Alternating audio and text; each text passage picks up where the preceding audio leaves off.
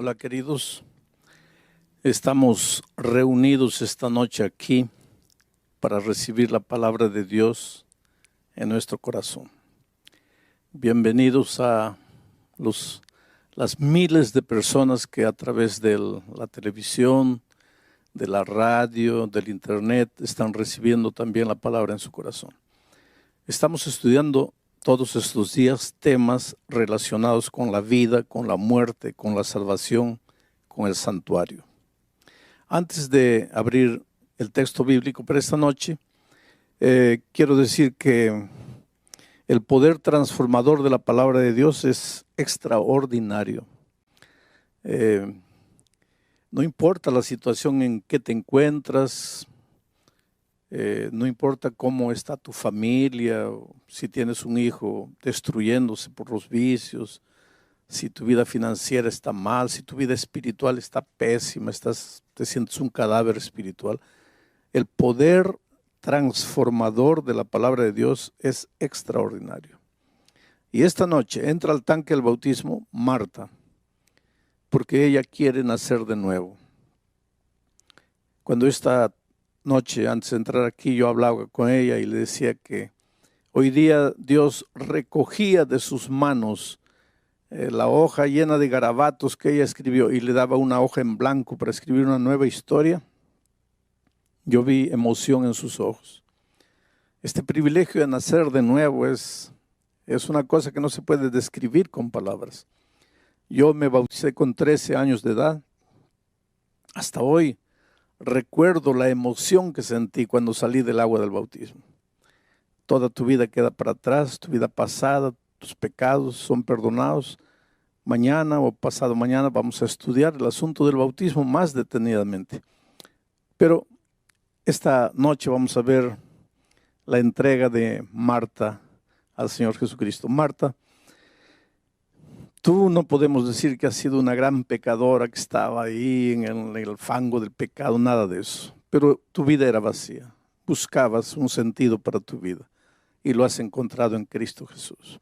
Conforme a la promesa bíblica, para que todos tus pecados pasados sean perdonados, para que nazcas a una vida nueva a través del agua. El pastor regalado, como ministro del Evangelio, por mandato bíblico, te bautiza en nombre del Padre, del Hijo y del Espíritu Santo. Amén.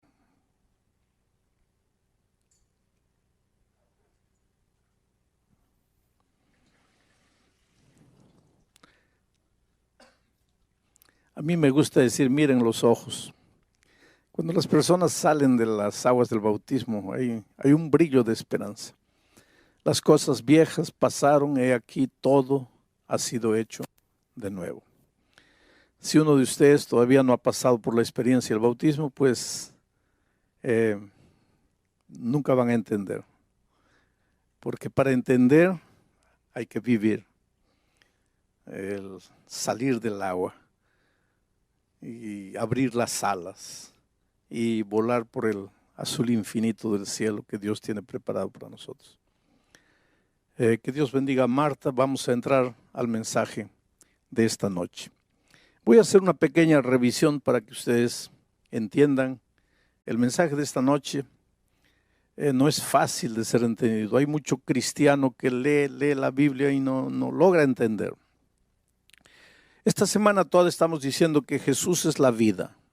Él es la vida. La vida no es un periodo de tiempo que respiramos, nos movemos, caminamos, andamos. No. La vida es una persona. La vida es el Señor Jesucristo.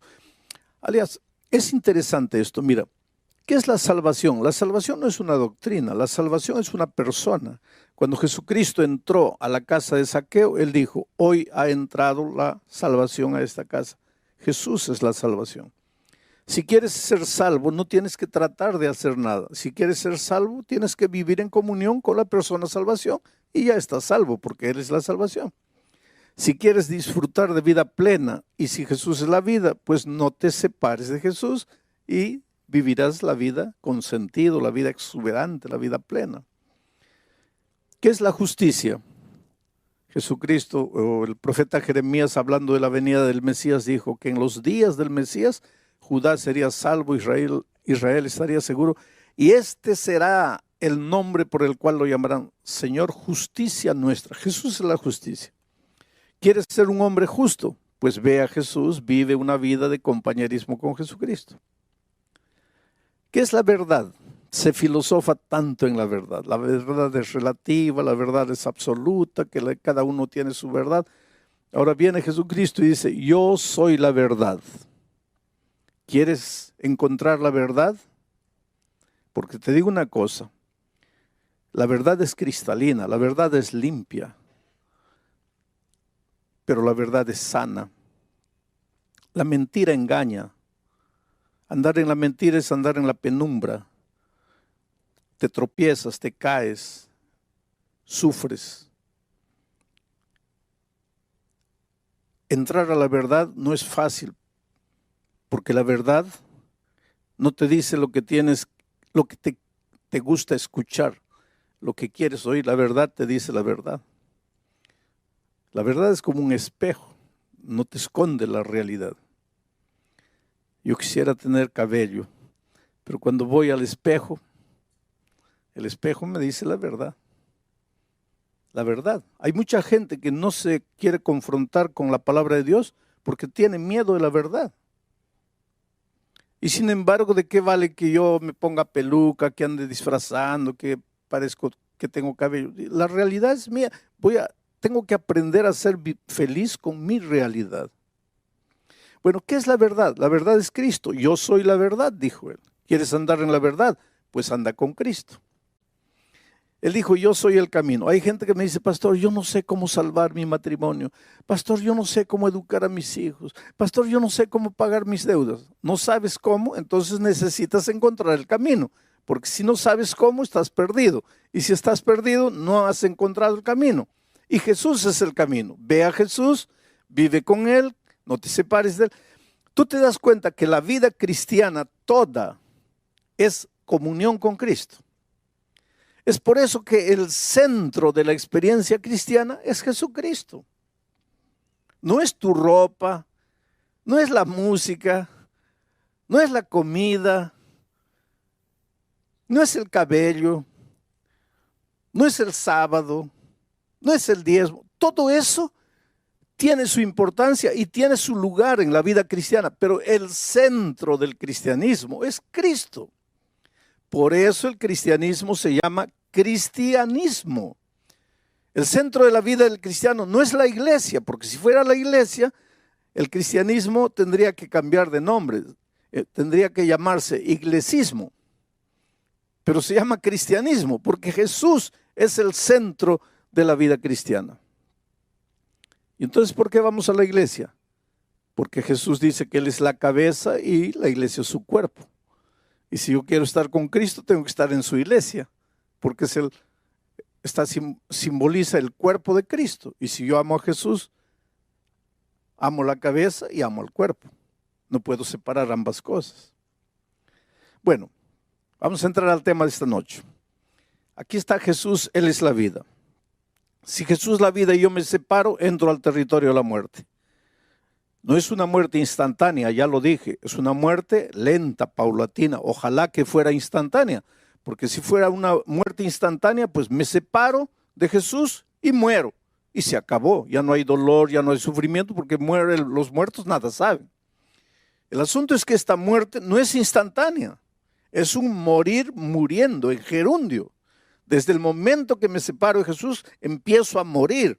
Muere mi familia, mi vida financiera, mi vida profesional, mi vida personal, mueren mis valores, mis virtudes y finalmente mueren las ganas de vivir y no quiero vivir más. Ahora un día me encuentro aquí desesperado, todo anda mal en mi vida, tengo ganas de matarme y yo pregunto, ¿hay solución? Claro que hay solución. ¿Y cuál sería la solución lógica? Pues volver al Señor Jesucristo. Solo que ahí, cuando estoy volviendo al Señor Jesucristo, aparece el enemigo y dice, no. La palabra de Dios, porque el diablo usa la palabra de Dios cuando le conviene. Ojalá que usara la palabra de Dios completa, no, él agarra lo que le conviene. Entonces dice, la palabra de Dios dice, La paga del pecado es la muerte. Y este pecó, por lo tanto tiene que morir. Tiene que morir. Entonces aparece la figura maravillosa de Jesucristo y dice, no, él merece morir porque él se fue, voluntariamente se fue, entró al territorio de la muerte, merece morir, pero yo voy a morir en su lugar. Y él ya no necesita morir, porque él va a transferir todos sus pecados para mí y yo voy a ir a la cruz del Calvario llevando los pecados de él. Él está libre, ya sin pecado, porque ya pasó todos los pecados para mí y yo voy a morir en la cruz del Calvario. Solo que este concepto teórico es difícil de entender por el ser humano. Por eso Dios le dio a Israel la orden, hágame un santuario. Y lo que sucede en ese santuario es la explicación práctica de cómo funciona la salvación. Y entonces anoche dijimos que en Israel, en el santuario de Israel, cuando un pecador reconocía que había pecado y reconocía que tenía que morir por causa de su pecado, agarraba un corderito inocente e iba al santuario, a la presencia del sacerdote, y colocaba el santuario en el altar, colocaba el corderito en el altar y levantaba el cuchillo, pero antes de eso, antes de levantar el cuchillo, colocaba la mano en el corderito y transfería todos sus pecados para el corderito. Porque si hubo pecado, tiene que haber muerte. Él no quería morir, alguien tenía que morir. En nuestro caso, quien muere es Cristo. Pero para que los seres humanos entendieran de manera vívida eso, existía el sistema de sacrificios. El pecador transfería todos sus pecados para el corderito, que no había hecho nada, que no tenía culpa de nada, y después levantaba el cuchillo y el pobre animalito lo miraba ahí con sus ojitos, y él tenía que clavarle el cuchillo, y tenía que derramar la sangre, y el pobre animalito se movía en los estertores de la muerte, y el pecador entendía qué terrible es el pecado, qué terrible es alguien morir por causa del pecado. Pero en el plan de la salvación el pecador no necesita morir, puede transferir su pecado a otro. En Israel al Cordero. Y para nosotros podemos transferir nuestro pecado a Cristo. Y Él murió en la cruz como un cordero, fue llevado al matadero. Y como una oveja muda delante de sus trasquiladores, enmudeció y no abrió su boca, dice Isaías 53. Muy bien, ahora vamos a entrar al tema de hoy. Una vez que había sido sacrificado el cordero, el pecador ya estaba libre de sus pecados, porque ahora todos sus pecados habían pasado al cordero. Y el cordero ya había muerto por sus pecados. Pero no terminaba el ceremonial ahí. Y ahora voy a leer para ustedes lo que dice Levítico capítulo 4, versículo 30. Luego que el corderito había muerto y la sangre se había derramado, luego, con su dedo, el sacerdote tomará de la sangre y la pondrá sobre los cuernos del altar del holocausto y derramará el resto de la sangre al pie del altar. O sea, queridos, escuchen, una vez que el corderito había muerto, la sangre se había derramado, el sacerdote mojaba su dedo en la sangre del cordero y mojaba los cuernos del altar, la parte más alta del altar, y derramaba la sangre en el santuario. Y de esta manera, los pecados del pecador que habían sido transferidos para el cordero, ahora eran transferidos para el santuario. Y aquí viene lo difícil y lo que mucha gente no entiende. Pero ¿por qué tenía que ser esos pecados? Tenían que ser transferidos al santuario. Una vez por año, Dios le daba a Israel una orden. Y les voy a leer la orden que Dios le daba a Israel. Y esto se realizaba una única vez por año. Levítico capítulo 6, versículo 25. Dice así: habla a Aarón y a sus hijos y diles: esta es la ley del sacrificio expiatorio. en el lugar donde se degüella el holocausto será degollada la ofrenda por el pecado delante de Jehová. Es cosa santísima. El sacerdote que la ofreciere por el pecado la comerá en lugar. Antes quiero explicarles esto. Mira, una vez que el sacerdote mojaba su mano con la sangre y la colocaba en el cuerno del altar y derramaba la sangre, comía la carne del cordero. En una ocasión, 2 hijos de Aarón no comieron, quemaron el cordero. Y Moisés los agarró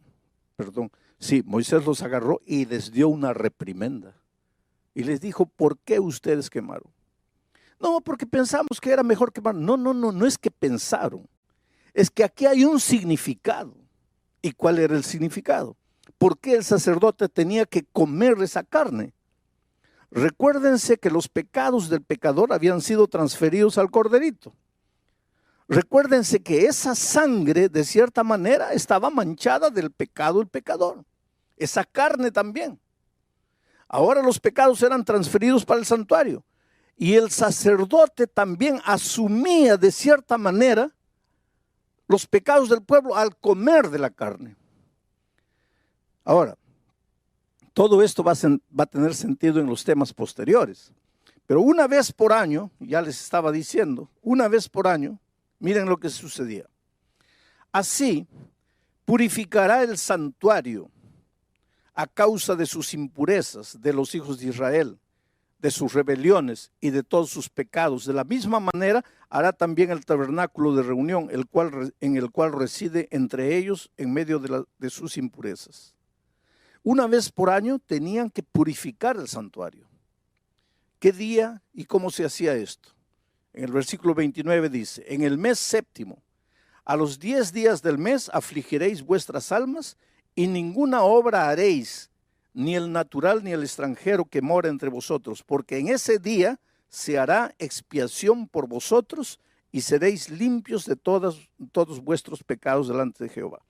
Muy bien, ahora voy a tratar de explicarles este asunto. Miren, cuando el pecador transfería sus pecados al cordero, él se iba libre. Ya no tenía pecado porque su pecado había pasado para él. Ya no necesitaba morir él porque el corderito moría en su lugar. Pero a través de la sangre del cordero, los pecados eran transferidos para el santuario. Los pecados no se evaporaban. No es porque él dijo, perdón, ya se hicieron humo. Los pecados estaban registrados, estaban manchados en el altar del santuario con la sangre del cordero. Y por eso Dios decía, y una vez por año tienen que purificar el santuario. Quiere decir, ¿qué significa purificar el santuario? Tienen que sacar el pecado del santuario y llevarlo a su verdadero origen. Entonces, en ese día, que era llamado el día de la expiación, el sacerdote se vestía una ropa bonita, especial, que solo se vestía ese día, realizaba el sacrificio del cordero y entonces entraba al lugar santísimo, a la misma presencia de Dios, confesando los pecados del pueblo. Mientras el sacerdote estaba haciendo eso en el santuario, el pueblo en el patio estaba orando, suplicando a Dios.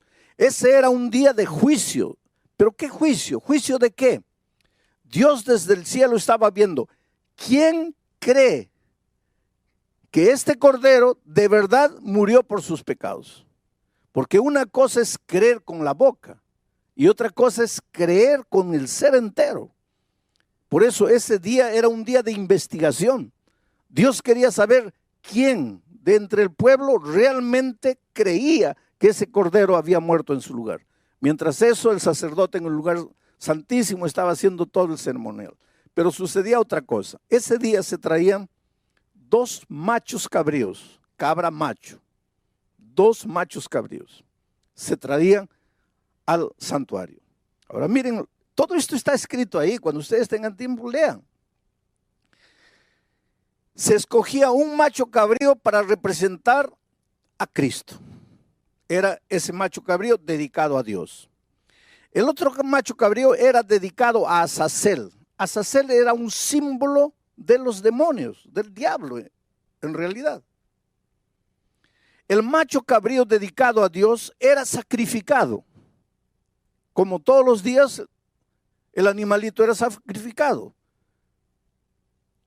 Ese animalito simbolizaba al Cordero de Dios que un día iba a pecar el mundo, iba a limpiar el pecado del mundo. Ahora, después que se había hecho el ceremonial, miren esto interesante. El sacerdote transfería ahora a él todos los pecados confesados de todo el año, de todos los israelitas, transfería esos pecados para el macho cabrío dedicado a Azazel y lo soltaba al desierto. Y el animal se iba por el desierto llevando simbólicamente todos los pecados y moría en el desierto, de hambre, de inanición, de sed, moría cargando todos los pecados de la humanidad. Y entonces mucha gente piensa y dice así, quiere decir que nosotros somos salvos por el diablo, porque ese macho cabrío simbolizaba al diablo. Quiere decir que nosotros somos salvos por el diablo, que el diablo se lleva finalmente nuestros pecados. No es así. Somos salvos por el sacrificio del Cordero de Dios que quita el pecado del mundo. Y entonces, ¿por qué el macho cabrío dedicado a Azazel se llevaba los pecados? Porque aunque los pecados ya fueron perdonados para el ser humano, hay un verdadero autor de todos los pecados. El que inventó el pecado, el padre de los pecadores, el que llevó a la humanidad toda a caer en el pecado, el que engañó a Adán y Eva, el que te engaña todos los días, el que quiere destruir tu vida, y ese es el diablo. Y finalmente, aunque Cristo nos salva por su gracia maravillosa, por el sacrificio del Cordero, el diablo tiene que asumir la responsabilidad final del origen del pecado. Y es por eso que ese macho cabrío era llevado y llevaba cargando simbólicamente los pecados confesados de todo el pueblo. No para hacer expiación por el pueblo, porque quien hacía expiación era el Cordero de Dios. Él llevaba porque finalmente era el responsable del origen de todos los pecados. Ahora yo sé que todo esto es un poco complicado, pero es lo que la Biblia dice y yo tengo que explicarlo de la mejor manera, de la manera más, miren que yo estoy saliendo de las complicaciones para tratar de explicarles de la manera más simple. Pero lo que realmente me importa esta noche es que tú eres precioso a los ojos de Dios. Es que Dios te ama y te voy a contar una historia de la vida real para ver cómo es el amor redentor de Dios y para mostrar que si un día te pierdes, va a ser únicamente porque quieres perderte, no porque caíste, porque caer todo el mundo puede caer, sino porque no creíste en el amor de Dios y en el poder transformador de Dios. Antonio era un muchacho de 14 años. Nunca conoció a su padre. Tenía un hermanito de 10 años, hijo del mismo padre. La madre, en su afán de poder educar a los hijos, de poder ayudar, se casó con un hombre perverso, un hombre malo, un alcohólico, que no trabajaba, solo bebía, golpeaba a la madre. La pobre madre trabajaba lavando ropa, salía de día, de mañana, volvía en la tarde cansada, trayendo el dinero que había trabajado y el hombre la golpeaba, le quitaba el dinero, se iba a beber. Era una vida de miseria y en ese ambiente Antonio fue creciendo, ya tenía 14 años. Hay una cosa interesante, queridos, los hijos crecen. Y eso es una cosa que nosotros tenemos que colocar en la cabeza, los hijos crecen. El otro día yo estaba viendo una pareja que había sido invitada a un matrimonio de estrellas de televisión y la pareja quería ir, habían sido invitados, pero tenían una pequeñita de 2 años y no tenían con quién dejar a la niña. Y la señora estaba molesta y en un arranque de ira dice, ay, pero ¿cuándo crecerá esta niña? Y yo pensaba en mi corazón, ojalá que nunca creciera. Ojalá que se quedara con 2 años para el resto de la vida. Porque ¿qué trabajo te da una niña de 2 años? Que hay que cambiarle los pañales, que hay que acostarla, que hay que darle la comida. Ese es trabajo. Espera que tengan 14 años para que tú veas lo que es trabajo. Esperan que tenga 15 años para que veas lo que es dolor, lo que es sufrimiento. Y ahí te vas a agarrar la cabeza y decir, ay, ¿por qué creció esta niña? ¿Por qué no se quedó con 2 años? Bueno, este muchachito creció, ya tenía 14 años. Desde pequeñito vio a su madre ser golpeada por aquel hombre que no era su padre. Vio a su madre ser abusada. Y fue creciendo con odio en su corazón hacia el padrastro. Y un día el hombre llegó, golpeó a la madre, le quitó el dinero, se fue a beber, volvió completamente ebrio, se acostó en el sofá, estaba durmiendo. Y este muchacho pensó así, lo voy a matar, lo voy a matar. Y fue y agarró un palo enorme, y vino, aprovechando que estaba durmiendo, y él pensó así, pero tengo que darle un golpe, porque si en el primer golpe no lo mato, él se levanta y me mata a mí. Y agarró con toda la fuerza y golpeó, pero pues le falló el tiro. El hombre, el borracho, se despertó y ahora él vino encima del muchacho. Y él tuvo que abandonar esa casa definitivamente. El hermanito de 10 años corrió atrás de él. Y allá en la esquina de la casa le dice, ¿ahora qué vas a hacer? Y el muchacho de 14 años, el hermano mayor, le dice, mira, me voy, porque este tipo me va a matar. Me voy. Y el hermanito de 10 años le dice, pero mira, llévame contigo, porque él la va a descontar conmigo, llévame contigo. Y él miró a su hermanito de 10 años y le dice, mira, yo quisiera llevarte, pero no puedo. Porque la vida no va a ser fácil para mí. ¿Cómo sobrevivir? ¿Y para qué te voy a hacer sufrir? Sobrevivir yo de alguna manera voy a lograr, pero contigo. Tú eres un niño, tú necesitas quedarte. Está mamá ahí. Y el hermanito le dice, no, llévame contigo. No, no puedo llevarte, trata de entenderme. Y el muchachito comenzó a llorar y él comenzó a irse, viendo llorando a su hermano. Por favor, llévame, llévame. Y el hermano se fue.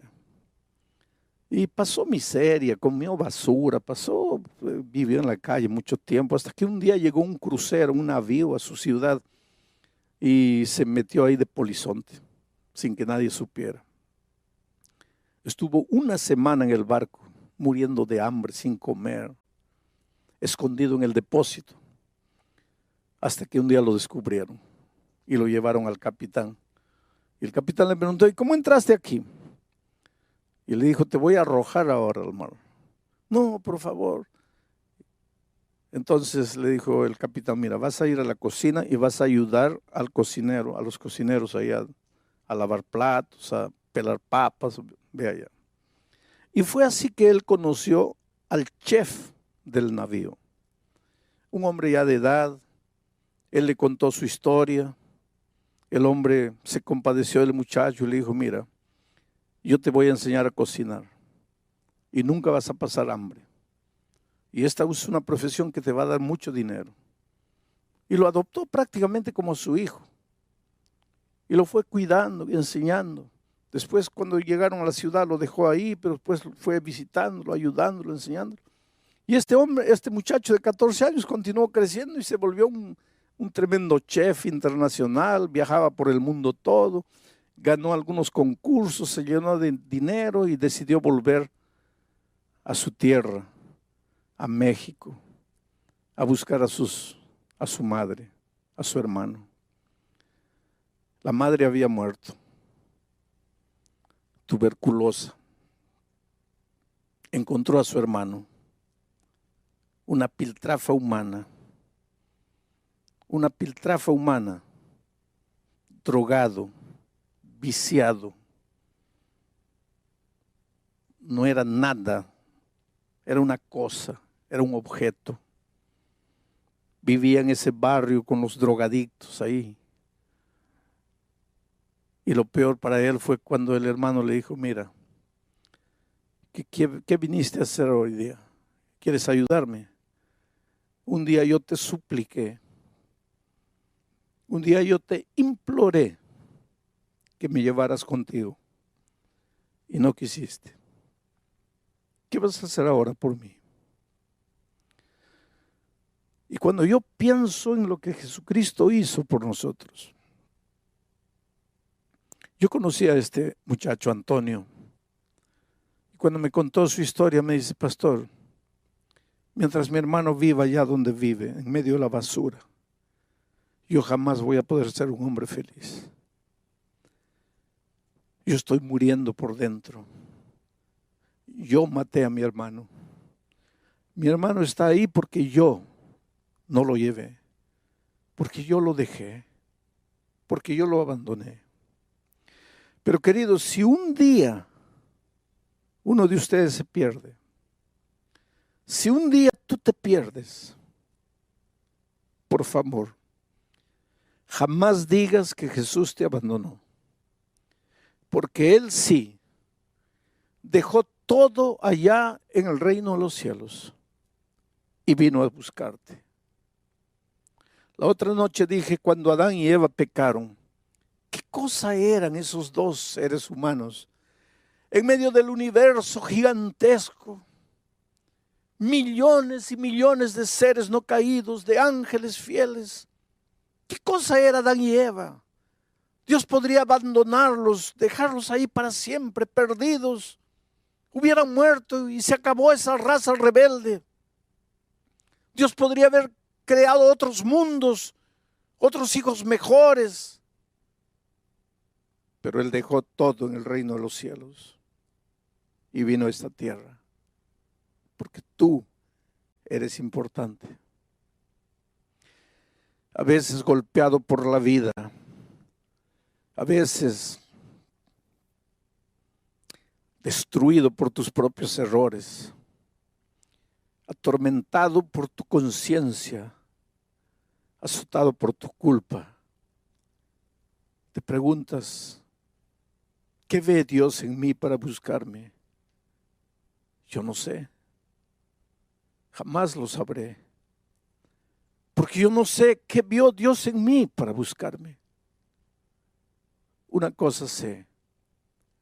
Necesitas parar de correr. Necesitas dejarte encontrar por el Señor Jesús. Necesitas confiar menos en tus fuerzas y más en el amor maravilloso de Jesucristo. Estás inmerso en un mundo materialista, en un mundo consumista, en un mundo humanista que te enseña, saca la energía interior, saca la vibra. ¿Qué energía interior? Dentro de ti solo hay un pozo de frustración, de fracaso. Levanta tus ojos al cielo, clama a Dios, ríndete, entrégate, sométete al poder divino. Dile: Señor Jesucristo, he intentado todo, he luchado solo, estoy cansado, estoy herido, no puedo más. Déjate encontrar por el Señor Jesucristo. Él ya vino a la tierra, Él asumió tu culpa, Él cargó tus pecados, Él murió en la cruz del Calvario por ti. Él fue despreciado, rechazado, azotado, Él sangró. A Él lo insultaron para que a ti nadie te rechace. Las puertas se abrieron. Bienvenido a la familia de Dios. Pero tienes que venir con tus propias piernas. Tienes que querer. Dios no te puede arrastrar. Por eso la Biblia dice: hoy es el día de buena nueva. Hoy es el día de salvación. Allí donde estás, entrégate al Señor Jesucristo. Ríndete. Deja de correr solo, deja de luchar solo. Dale a Dios la oportunidad de hacer por ti lo que tú no puedes. Pero te voy a leer un texto más para terminar el mensaje de esta noche. ¿Qué tiene que ver la historia del sacrificio? ¿Qué tiene que ver el ceremonial de la expiación? ¿Qué tiene que ver lo que el sacerdote hacía en el día de la expiación? ¿Qué tiene que ver la purificación del santuario con nosotros? Hebreos capítulo 9, versículos 12, 13 y 14 dice lo siguiente.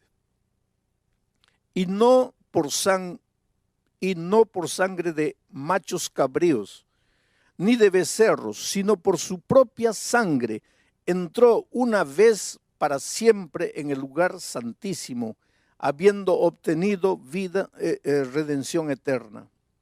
Porque si la sangre de los toros y de los machos cabríos y las cenizas de la becerra, rociadas a los inmundos, santifican para la purificación de la carne, cuanto más la sangre de Cristo, el cual mediante el Espíritu eterno se ofreció a sí mismo sin mancha a Dios.